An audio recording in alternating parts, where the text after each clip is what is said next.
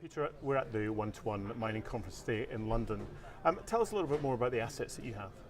We have 3 producing assets, 2 in Argentina and 1 in Louisiana. And then we've got 2 exploration assets, 1 in Paraguay and 1 in Argentina. Now, one of the key elements to the company is that you are cash flow positive and making money. Mm-hmm. Absolutely. There's not much more you can say about that. And tell me a little bit more about the Argentina and that as a country to operate in. Argentina is coming from the cold, and that's comparatively recently. It's traditionally gone in waves.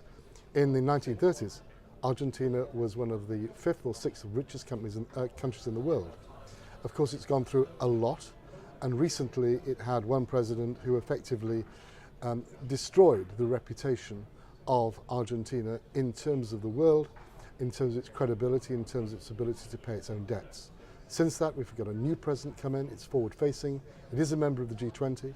It issued a 100-year bond recently, which was 12 times oversubscribed. It is now a very good place to be. There is one currency conversion, as opposed to a black market conversion, the official one, and we can move profits in and out. And I really do feel that the Argentina progress is here to stay. Now, obviously Argentina, a good place to be. You also have a very solid shareholder base, don't you? Yes, we do. Apart from myself, and I've never inherited a share or got a share on options or free options. I've paid for my shares, and that's a $50 million investment, cash from my family office. We have the World Bank, the IFC, and obviously before they come in, they do a significant amount of due diligence, and they audit us regularly every year, and they've just been to our assets in Argentina this year. Then we've got Shareholders. We've got Michinoka, which is Collar Capital, or Jeremy Collar from Collar Capital, that is, his private fund. And then we've got JP Morgan. So we've got a very solid shareholder base.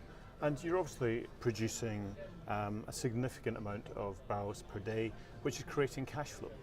And what are your plans to do with that cash flow? To make it better, to make more money.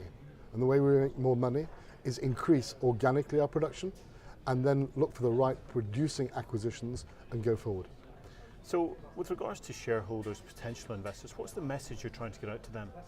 We are a traditional business because I believe that that is the way forward for oil and gas companies. Long gone are the days where you look at reserves or banks look at RBL, reserve-based lending.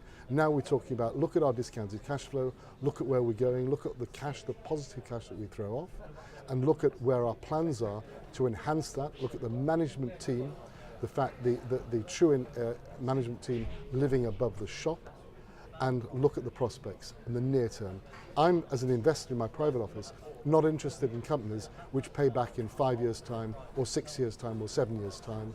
I'm not interested in deep water. I'm interested in onshore producing assets, and that's the way that President is set up to be.